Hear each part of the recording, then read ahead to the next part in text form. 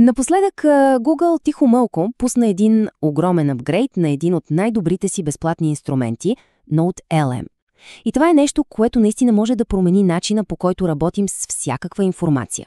Така че, хайде да се потопим и да видим какво точно го прави толкова специален. Всички сме се сблъсквали с това, нали? Питаме изкуствен интелект нещо важно, а той си измисля.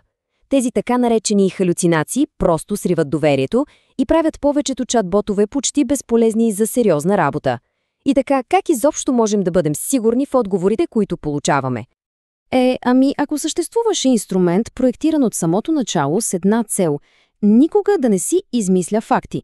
Точно това е идеята зад Notebook LM – изкуствен интелект, който е създаден да бъде напълно надежден, защото се придържа стриктно и само към фактите, които са му предоставени. Добре, как постига това? Каква е тайната? Всичко се крие в неговия коренно различен подход. Вместо да рови с безкрайният и хаотичен интернет, Notebook LM работи единствено и само с източниците, които му се подадат. И не просто това, ами цитира всяко едно свое твърдение. Нека да изясним разликата. Стандартните чат-ботове са като изследователи в гигантска библиотека, пълна с верни книги, но и с много фалшиви. Те просто взимат каквото намерят. Notebook LM, от друга страна, е заземен модел. Той работи само с документите от нашата лична проверена библиотека, създавайки напълно затворена и контролирана среда. Най-добрият начин да си го представим е като личен асистент-изследовател. Всеки проект, или така нареченият бележник, е като отделна запечатана кутия. Вътре се слагат файлове, линкове, бележки и след това изкуственият интелект може да говори само за това, което е в тази кутия. Нищо друго. И ето как изглежда това на практика.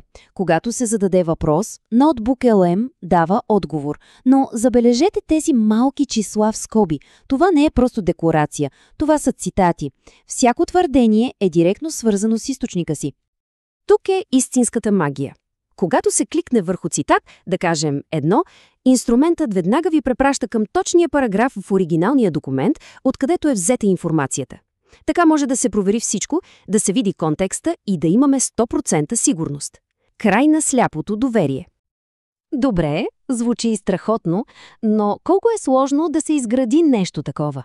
Хайде да видим процеса на създаване на тази лична база от знания. Всичко започва с създаването на бележник. Това е нашето специално работно пространство за даден проект. Процесът, честно казано, е елементарен. Първо, създавате нов бележник, давате му име. Второ, започвате да добавяте източници, вашите документи, линкове и така нататък. И трето, просто започвате да задавате въпроси. Толкова е просто. А какво точно може да се добави в този бележник? Тук гъвкавостта е наистина впечатляваща. Може да се качват PDF-файлове, всякакви текстови документи, може да се поставят линкове към уебсайтове и дори, това е много яко, видеоклипове от YouTube. Инструментът просто изслушва видеото, транскрибира го и го превръща в част от своята база данни. Добре, има ли някакво ограничение? Да, всеки бележник може да съдържа до 50 отделни източника, което, нека си го кажем, е доста сериозен обем информация. Но ето и един малък трик. Ако източниците са повече, просто може да се обединят няколко файла в един по-голям PDF и така да се заобиколи ограничението. И така, нашата база от знание е изградена. Кутията е пълна. Какво следва? Тук нещата стават наистина интересни. Защото Notebook LM може много повече от това просто да отговаря на въпроси. С последните обновления бяха добавени две ключови суперсили. Първо, вече може да търси в интернет за нови, актуални източници, но само по команда. И второ, благодарение на интеграцията с модела Gemini, може да се поискат задълбочени, аналитични доклади по темата, които също стават част от източниците. И още една малка, но много готина екстра. Може да се персонализира характерът на асистента. Искате отговорите да са в стила на строг академичен консултант. Няма проблем. Или пък предпочитате да звучи като търпелив учител. Всичко това става с една проста настройка. Но, нека е ясно, Notebook LM не е просто чатбот за въпроси и отговори. Неговите студиоинструменти са създадени да направят следващата стъпка – да превърнат суровата информация в завършени, полезни и използваеми продукти. Представете си, че имате купчина документи по дадена тема. С няколко клика този на пръв поглед хаотичен набор от източници може да се трансформира в нещо съвсем различно. Може да се превърне в цял набор от формати. Студиото предлага невероятни неща. Може да създаде аудио-резюме, където два изкуствени интелекта обсъждат темата, като в подкаст. Може да генерира видеопреразказ. Може да направи мисловна карта, за да визуализира концепциите.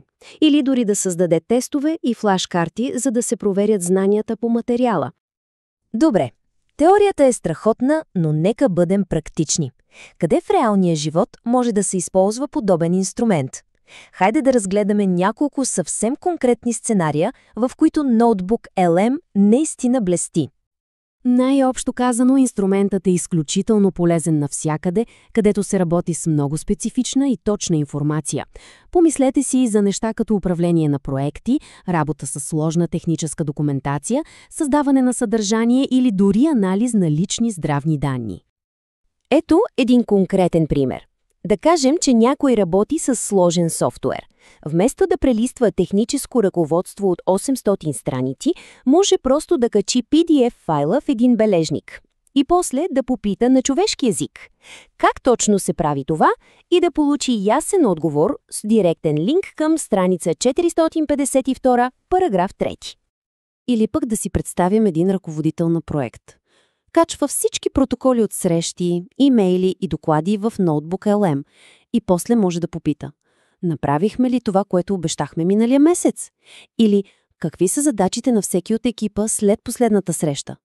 И отговорът идва мигновенно. И това ни води до ключовата идея. Notebook LM не се опитва да бъде всезнайко. Точно обратното. Той се превърнал в експерт, но само и единствено по информацията, която му е предоставена. Неговата сила не е в това, което вече знае, а в това, на което може да бъде научен. И точно това илюстрира бъдещето на персоналните асистенти. Въпросът вече не е какво знае изкуственият интелект, а на какво можем да го научим. И така, накрая остава само един въпрос за размисъл. Какъв личен експерт би могъл да бъде създаден с такъв инструмент?